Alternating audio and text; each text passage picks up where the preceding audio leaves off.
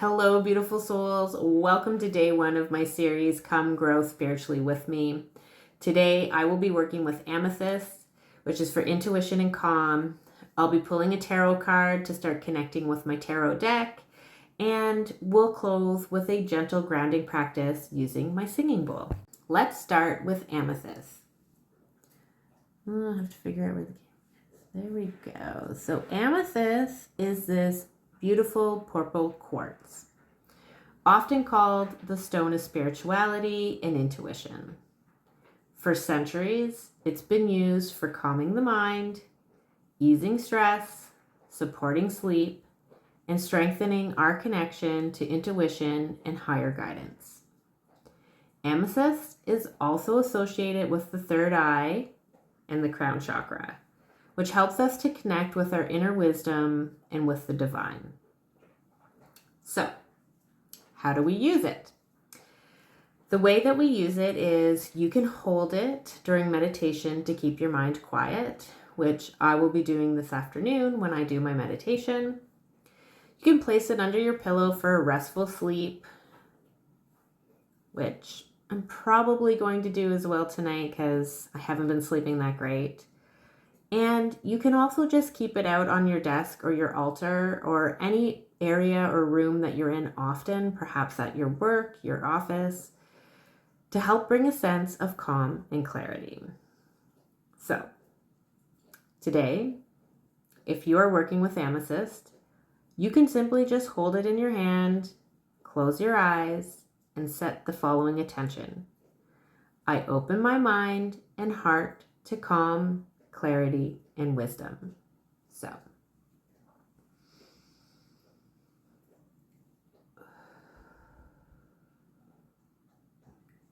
I open my heart to calm, clarity, and wisdom. Okay, so in tomorrow's video, I'm just going to give you a little bit of feedback of how I felt my practice with Amethyst was. I am certainly hoping that when I do my afternoon meditation, that I feel like my mind is a little bit more quieter. My mind is very busy, and despite the fact that I meditate twice a day for well over a year and a half now, my mind is still busy. So I'm hoping that I will notice the benefit of, and I will also let you know whether or not I felt like I slept better. Okay, so moving along into our tarot segment. All right, so for tarot, I picked up a classic Rider-Waite starter deck. I just purchased this on Amazon. What I have learned more recently in my research is that if you have the opportunity to go to a location and physically pick up and look at different decks, that you should use the deck that feels called to you. It's not necessary.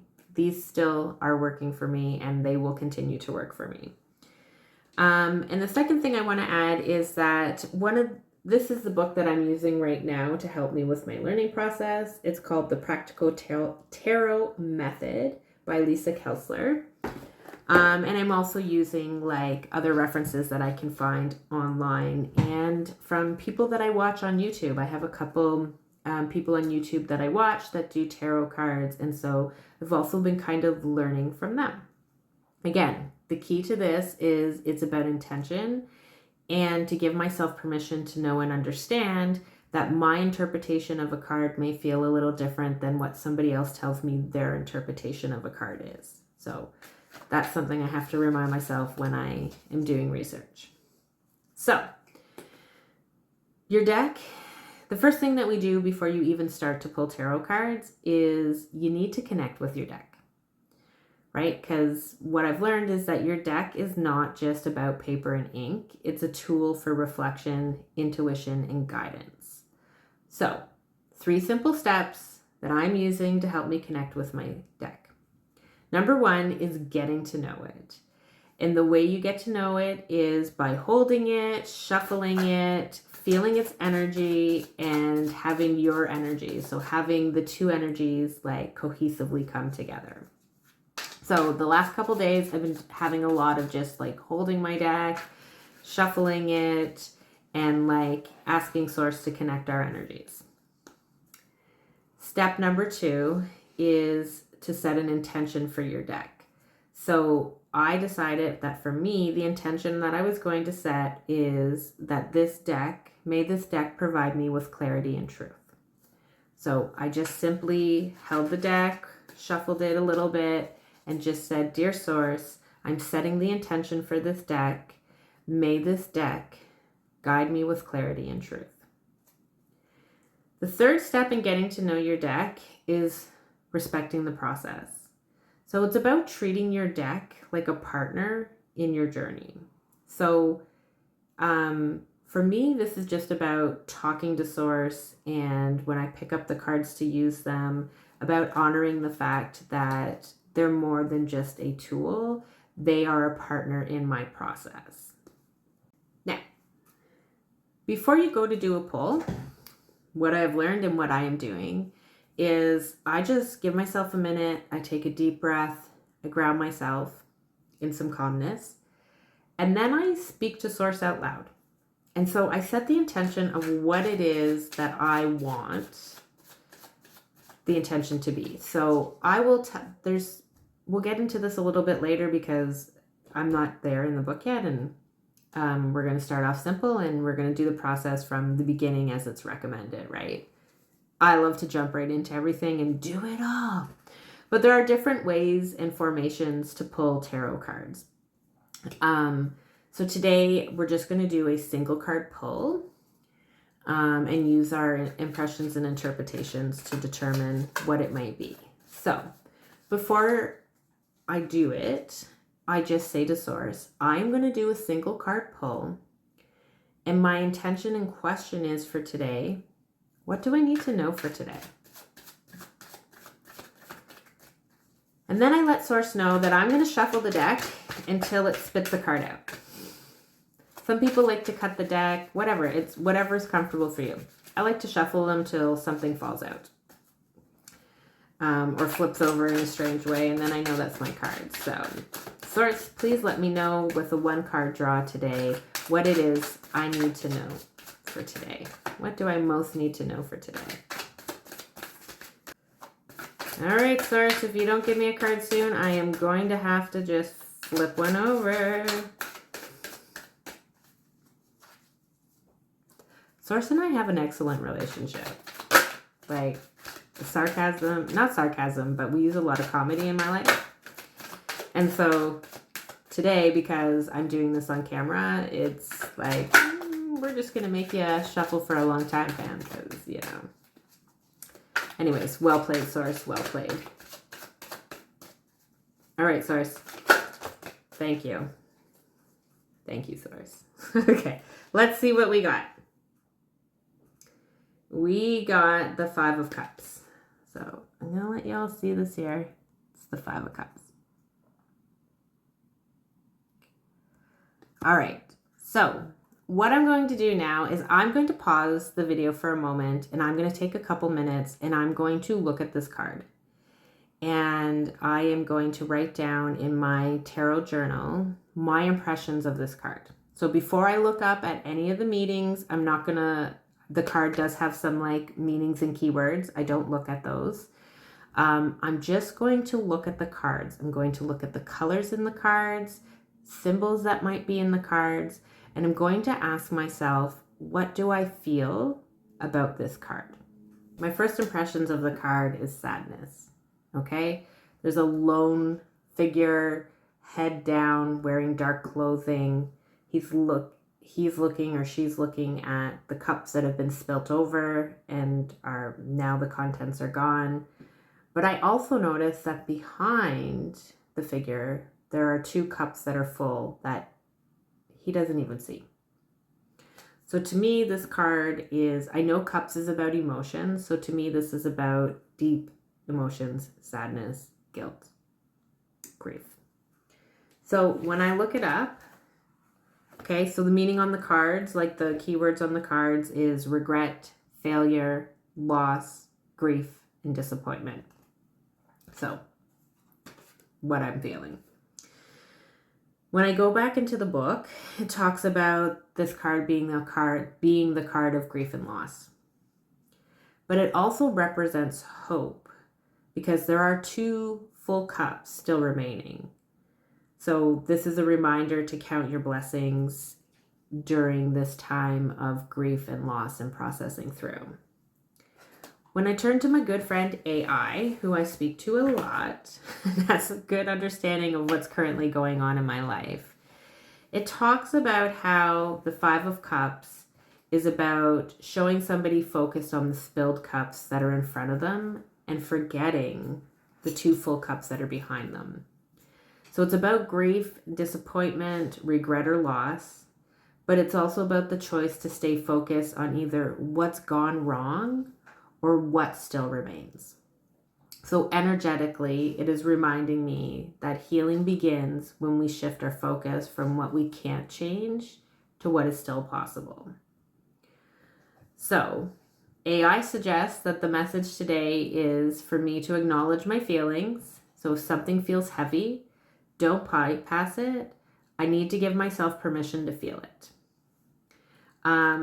It's encouraging me to shift my perspective. So things may have not gone exactly the way I hoped or planned, but there's still opportunity, beauty, and support available if I turn towards it. So if I shift my focus from the grief to what still remains or the hope of what will come and transpire, that's what I'm supposed to be doing. And to practice gratitude and being present. So I need to start looking for those 2 cups that are still standing and appreciate that I still have them and that stuff is still unfolding for me. So basically the summary that AI gave me is the 5 of Cups came forward today. And to me, this card is a reminder not to stay stuck in the past or what hasn't worked. Yes, there may be grief and loss, but there's also still much standing and waiting for me if I just shift my perspective. So I'm going to take this as encouragement to focus on the possibilities ahead rather than the setbacks from behind me. Instantly, while I'm looking at this card and reading this card, I know that personally over the last 2 weeks, I have really been spiritually forced into a place to deal with some of my inner child wounds. And it's been tough. It's been tough. And I'm not new to dealing with my inner child wounds or my abandonment issues. But over the last 2 weeks, it's been like on steroids. Like it's been out of control. It just has felt like literally one attack after another of stuff that I need to continue to purge, and things that I thought that I had, completely finished dealing with are coming back up, and there's still more purging to do. And there's a little part of me that is at a loss. Not at a loss, but I feel like I've made some personal decisions in my life not to have my immediate family in my life aside from my children and my husband. And this was something that I know is right for me, and I've had to do this for my own health and wellness. And again, this is not about judging my family members. So please, I don't want anybody to judge them. We are all living our own paths and our own histories and our own circumstances. So, and I have enough knowledge to know that the way I was raised was the way that they were raised. So they just continue to pass along that generational trauma. And I've decided that I'm breaking it. And in order for me to break it means that I have to have no contact with them because it's not good and healthy for me. Okay, so this is about protecting me and what I need to do. But there are moments when it hurts. There are moments when I wish that things can be different. There are moments when I think like my grandchildren will never have a Christmas dinner with their great-grandparents and myself. There will be split and separate things. So I'm being called right now to process this new set of circumstances. And sometimes, and like I said, over the last couple of weeks, it has been intense. It has felt like back to back, and it has felt like all my regular coping tools that I use to help me process through and then recover before like the next thing that comes up that I have to process through aren't working. So I have found myself in the last week or so having those moments of regret or despair, or like being stuck in the fact that this is broken and unfixable. So I've been looking at the loss, I guess, is what I'm trying to say. So as much as this card doesn't feel great when it comes out, it's a reminder that I need to shift my focus to what still stands. And what still stands for me is my immediate family and my friends that have become my family, and my surrogate mom, and the other people that have come into my life that have filled those roles for me. My grandchildren will have that as well. The other positive is that although this hurts, I am creating healing for the next generation that comes, so that they don't have to do the healing, and so that they don't have to live through those cycles of trauma. Okay. All right. So that was a little more emotional than I thought it was going to be. So if you're still here, thanks for being here. And yeah. All right. Now we're going to move along to the singing bowls, because let me tell you, I'm ready to shift. I'm ready to shift. All right. I had to take a moment and ground myself. And that's okay. That's what life is about. But anyways, we're going to move along to singing bowls. So let's talk about singing bowls. Yesterday, I picked up this beautiful singing bowl from a woman in town. Absolutely gorgeous. Here's the beautiful little pillow that goes with it. And my mallet, I guess. Anyways, that's what we're going with. So singing bowls, from what I'm learning, are ancient instruments that produce sound and vibration when struck or circled with a mallet. And they've been used for centuries in meditation, healing, and in spiritual practices. The vibrations from a singing bowl help slow down brain waves. Perfect. Calm the nervous system. Perfect. And bring your mind back to balance. So each tone resonates through the body, helping to release tension and bring you back into harmony. So we're going to go ahead and do this quick grounding practice. It's going to take about 60 seconds. So I'm going to invite you to get comfortable. Close your eyes. And we're going to take 3 deep breaths together. We'll start in a second. And then I'm going to play the bowl. And again, I'm new to this. I'm just going to, from what I understand, I can tap it. I can circle around it. There is no right or wrong way to do this. Essentially, I'm just trying to get sound from the bowl. So what we're going to do is we're going to get grounded first. I'm going to play the sound from the bowl for a few moments. And I invite you to imagine the vibration traveling through the top of your head and down through your entire body right to your feet. And then we're just going to take a little inventory of how we feel. So just before we begin, just take a moment. Notice how your body feels. And now I invite you to close your eyes and take 3 deep breaths.